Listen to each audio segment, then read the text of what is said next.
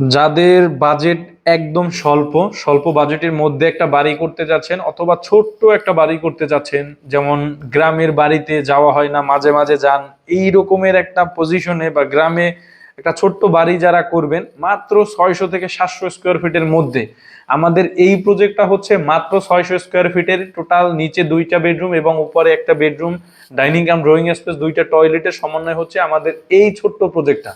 এই প্রজেক্টটা সব থেকে পারফেক্ট হচ্ছে যারা গ্রামে একদম বছরে একবার দুইবার বা আপনার ভিটে মাটিতে একটা বাড়ি করতে চাচ্ছেন অথবা ছোট্ট একটা প্রজেক্ট আপনি করতে চাচ্ছেন, আপনার বাজেট কম, যেভাবেই হোক না কেন এই প্রজেক্টটা তাহলে আপনার জন্য একটা বেস্ট প্রজেক্ট।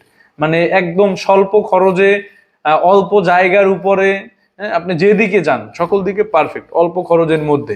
হ্যাঁ, এরপরে মোটামুটি লুকিংও কিন্তু সুন্দর একটা ভাইব আসে। সো আপনাদের যাদের অল্প জায়গা এবং অল্প বাজেট, অল্প জায়গা অল্প বাজেট, তাদের জন্য হচ্ছে পারফেক্ট একটা বাড়ি।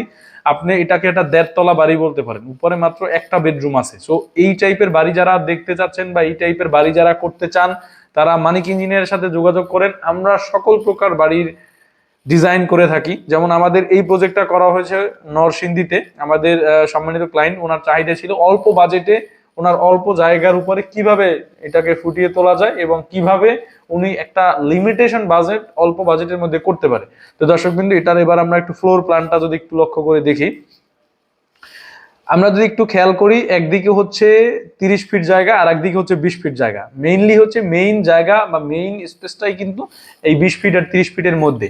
আর একটু বাড়তি অংশ, ওনার পিছনে একটু বাড়তি অংশ ছিল যেটার মধ্যে একটা এক্সট্রা টয়লেট করা হয়েছে, যেটা রুমের সাথে অ্যাটাচ করে দেওয়া হয়েছে। আমরা যদি একটু লক্ষ্য করি, আমাদের এন্ট্রেন্সটা এই মেইন এন্ট্রেন্স থেকে ঢোকার পরে একটা 18 ফিট 6 ইঞ্চি বাই 8 ফিট 9 ইঞ্চির একটা ডাইনিং কাম ড্রয়িং স্পেস পাবো এবং এটার পাশ দিয়েই কিন্তু হচ্ছে আমাদের উপরে যাওয়ার ছাদে প্লাস উপরে যে একটা রুম আছে এটা যাওয়ার জন্য কিন্তু আমাদের এই জায়গায় স্পেসটাকে মানে সিঁড়ি রাখা হয়েছে। আর এই সিঁড়ির ঠিক নিচে হচ্ছে একটা 7 ফিট বাই 4 ফিটের একটা টয়লেট রাখা হয়েছে, যেটা হচ্ছে কমন টয়লেট হিসেবে ব্যবহৃত হবে। এবং পিছনের অংশে যদি আসি, ডান পাশে একটা বেডরুম আছে যেটার সাথে একটা টয়লেট অ্যাটাচ আছে, 7 ফিট 4 ফিটের একটা টয়লেট অ্যাটাচ আছে। আর রুমের সাইজ হচ্ছে 11 ফিট বাই 10 ফিট করে। এবং এই কর্নারে হচ্ছে একটা বেডরুম আছে এবং এই 2টা বেডরুমের মাঝখানে হচ্ছে আমাদের কিচেনটাকে রাখা হয়েছে 6 ফিট 4 ইঞ্চি বাই 6 ফিট 1 ইঞ্চি করে হচ্ছে এই কিচেনটাকে রাখা হয়েছে।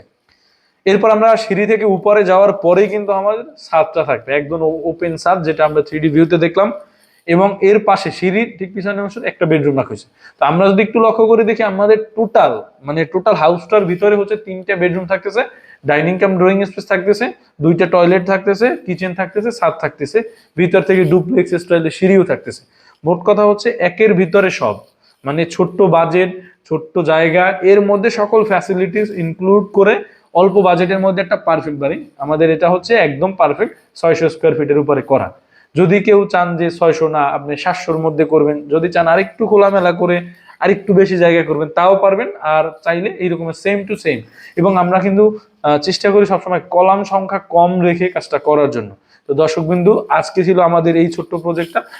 যাদের এইরকমের জমি আছে বা এইরকম একটা প্রজেক্ট করতে চান, অবশ্যই কমেন্ট করে জানাবেন আর সরাসরি যোগাযোগ করবেন মানিক ইঞ্জিনিয়ারের সাথে। আসসালামু আলাইকুম।